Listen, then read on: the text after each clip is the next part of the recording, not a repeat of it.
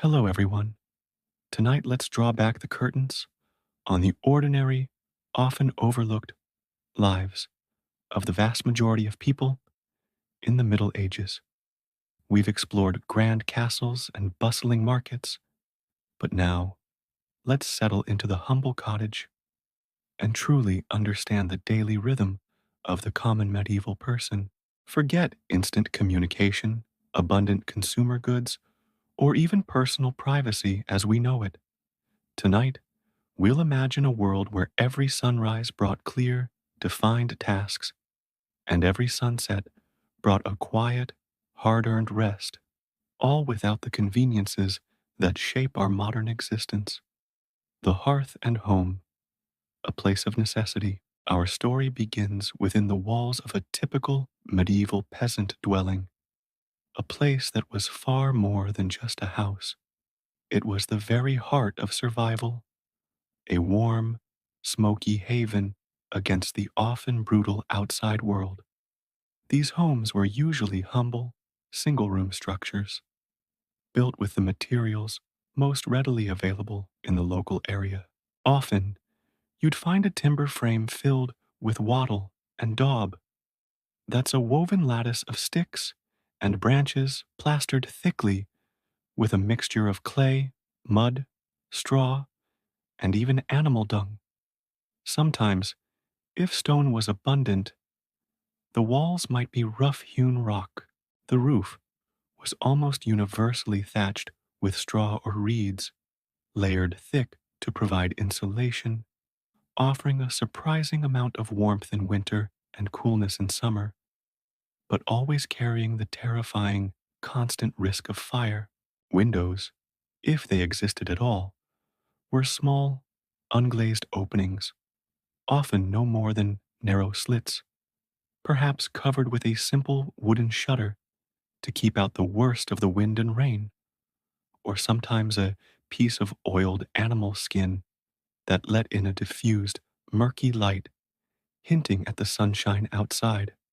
Can you truly imagine how dim and shadowy these interiors must have been, even on a bright, sunny day? The absolute center of this compact home, its very heartbeat, was the hearth. This wasn't a fancy fireplace with a mantelpiece. It was typically just a simple fire pit in the middle of the dirt floor. There were no chimneys in early medieval homes, so smoke would simply rise, swirling towards a small hole in the roof, allowing most of it to escape. But inevitably, a perpetual, acrid smell of wood smoke would cling to everything: your clothes, your hair, the very walls, permeating every fiber of your existence. This fire wasn't just for cooking, though it was essential for that. It was the sole source of warmth during bitter winters, drawing everyone close, and the primary source of light after dusk, a flickering, dancing bastion against the overwhelming cold and dark. Imagine huddling around that smoky flame, its warmth a constant comfort, its light the only guide in the long, dark evenings. Livestock, particularly valuable chickens, or even a small pig or a beloved cow, might share the living space, especially in winter. They weren't just animals, they were additional sources of warmth, their bodies radiating heat and added security against thieves, if not always the most pleasant odor. Furniture was incredibly basic and, importantly, multifunctional. You wouldn't find separate pieces for every purpose. Instead, a few rough hewn stools or benches served for seating during the day, and perhaps as steps at night. A sturdy wooden chest was usually the most substantial piece of furniture, serving as storage for the family's precious few possessions. A table for meals or work, and sometimes even an extra seat or sleeping surface. Beds were simple, straw mattresses, often laid directly on the dirt floor or on low wooden platforms, shared by entire families for warmth Privacy, as we understand it, with separate rooms and locked doors, was simply a foreign concept. Life was lived communally, within the immediate family, and often intimately with the closest neighbors. Every single object in the home was valued, used until it literally broke, and then painstakingly repaired, patched, or repurposed. There were no decorative trinkets, no frivolous purchases. Every item had a direct, essential purpose tied directly to the family's survival and well being, sustenance, and simple pleasures. Food and drink, the daily rhythm of life, was profoundly, inescapably dictated by the constant, fundamental need for food and drink. There were no supermarkets with endless aisles, no refrigerators humming away, no exotic imports beyond what could be painstakingly brought from a neighboring village or what was grown seasonally right outside your door. Meals were simple, often repetitive, and deeply tied to what could be harvested from the land.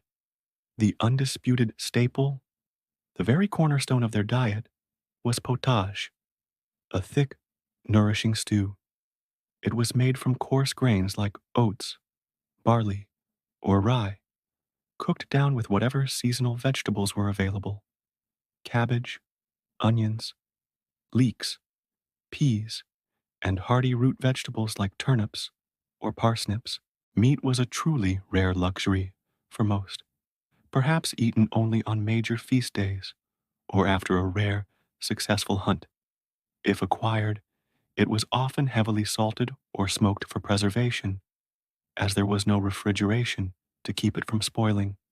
Bread, usually a dark, dense, heavy loaf made from coarse grains, was quite literally the staff of life. It wasn't just a side dish, it was the meal itself for many. Without sophisticated ovens in every home, many households would prepare their dough in their cottages and then carry it to a communal village oven to be baked, a shared effort and a vital social event in itself. Imagine the warm, yeasty smell filling the air as loaves emerged, still hot from the shared oven.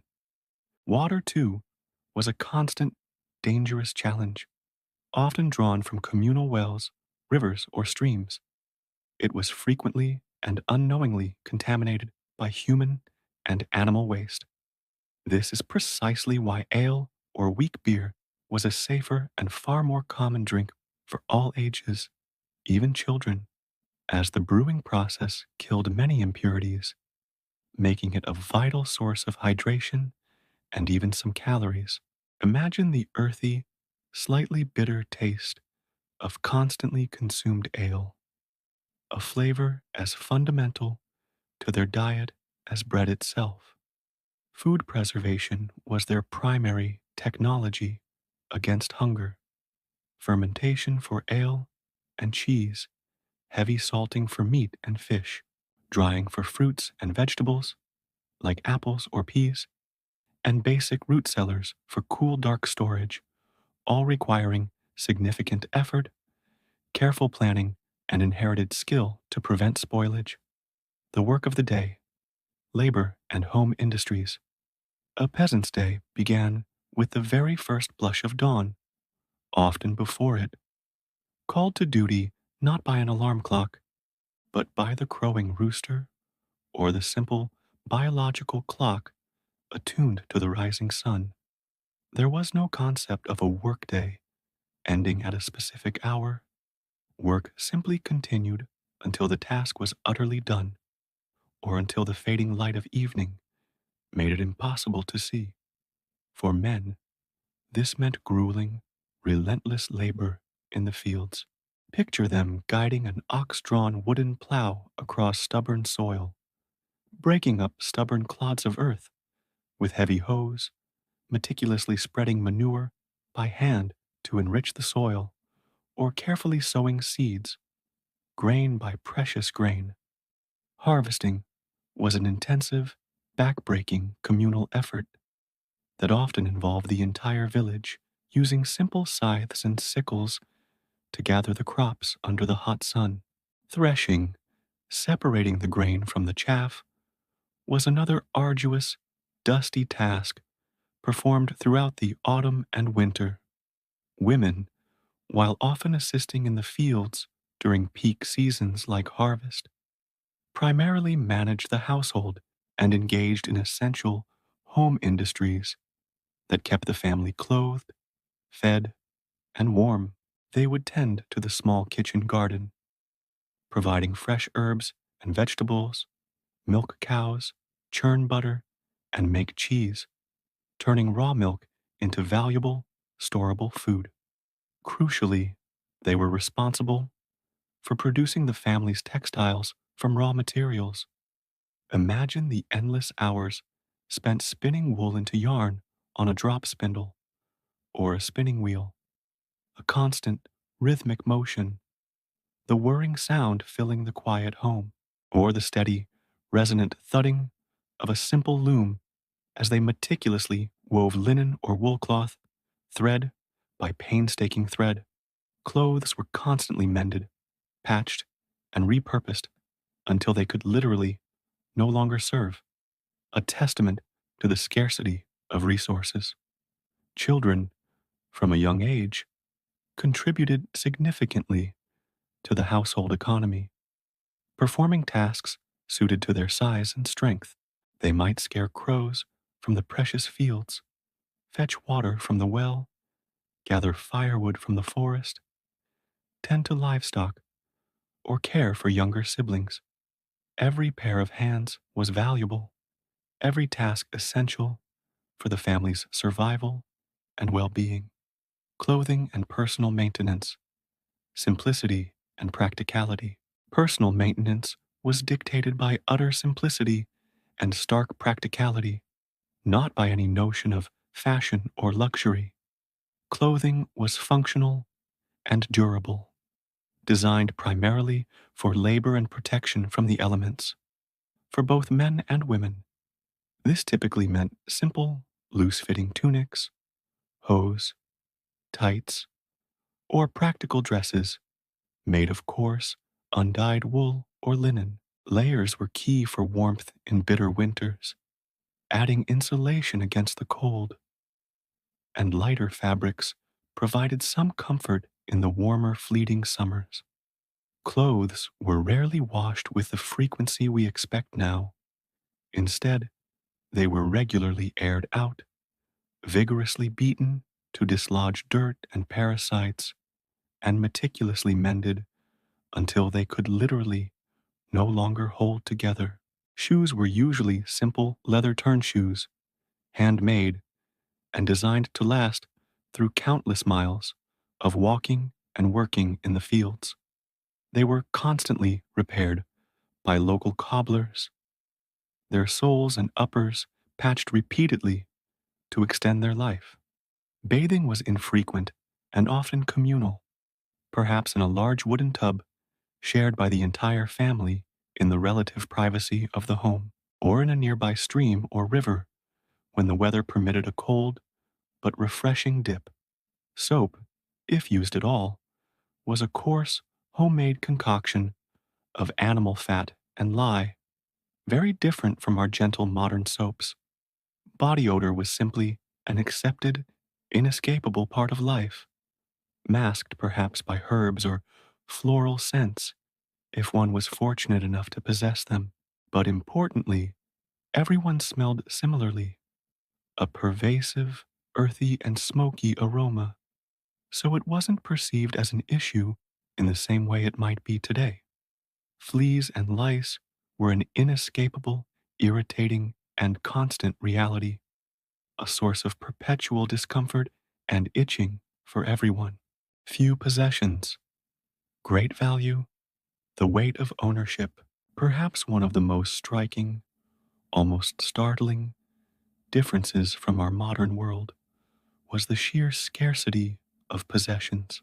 A common medieval family owned very little beyond their essential tools, the clothes on their backs, a few basic cooking pots made of earthenware or iron, and perhaps a sturdy wooden chest to hold their meager valuables.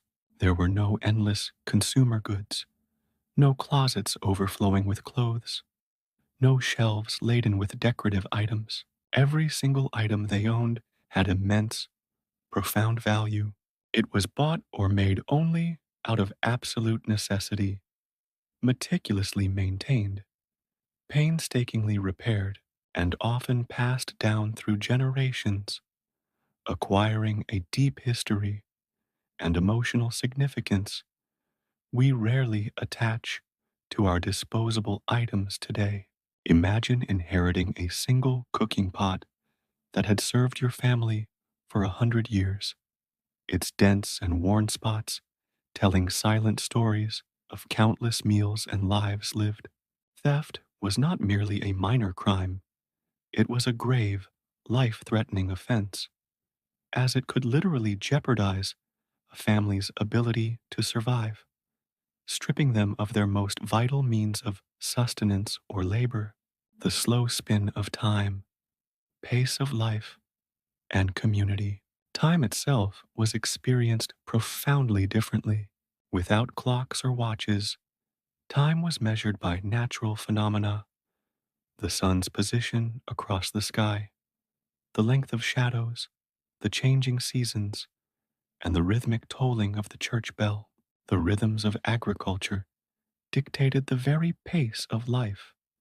The intense labor of planting in spring, the exhausting efforts of harvesting in summer and autumn, and the slower, colder days of huddling down during the lean, cold months of winter. Punctuality as we know it simply didn't exist. You arrived when you arrived, and things happened when they happened, guided by the flow of the day and the needs of the community.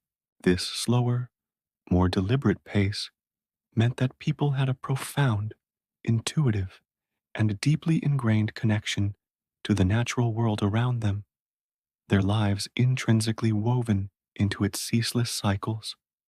The community was incredibly tightly knit, a vital living safety net in a world without any form of social services. Neighbors helped each other with harvests, shared essential tools, a precious commodity, and offered comfort and practical aid in times of illness or death, sharing what little they had. Feasts and festivals were crucial communal outlets, as we've discussed, bringing everyone together for shared joy, celebration, and reinforcement of social bonds. Information traveled slowly, primarily by word of mouth, gossip, news brought by traveling merchants, the pronouncements of the priest. This meant that one's local world was truly one's entire world, the extent of your perceived universe. News of faraway lands or royal decrees would take weeks or months to filter down to a remote village, often distorted, embellished, or completely misunderstood along the way. This limited geographical scope fostered deep, enduring connections within the immediate community, where everyone knew everyone else's business, and reputation, built on trust and shared labor, was absolutely paramount. Resilience and the simple joys. Ultimately, the daily life of the common medieval person was one of constant physical exertion, vulnerability to disease, and a deep, inescapable reliance on the land and their tightly knit community. They managed without our technology through sheer ingenuity, immense muscle power, unwavering communal effort, and a profound, inherited understanding of their environment passed down through countless generations. Yet, crucially, it was not a life devoid of joy. There were the simple yet profound pleasures, the precious warmth of the fire on a cold night, the earthy good night, comforting taste of freshly baked bread, the security and comfort of family huddled close, the camaraderie of shared work and mutual aid, the hearty laughter during a village festival, the profound solace of unwavering faith, and the deep, abiding satisfaction of seeing the tangible fruits of one's labor. Their lives, though seemingly harsh by our standards, were rich in human connection, deeply meaningful rituals, and a powerful sense of shared purpose, reminding us that true well being transcends mere material possessions and technological advancement. So, as you drift off to sleep, perhaps you can hear the gentle thud of a loom, smell the faint, comforting scent of wood smoke and fresh earth, and imagine the quiet resilience of people who found meaning and joy in the simple, fundamental rhythms of a life lived entirely by hand, deeply connected to the land and to each other.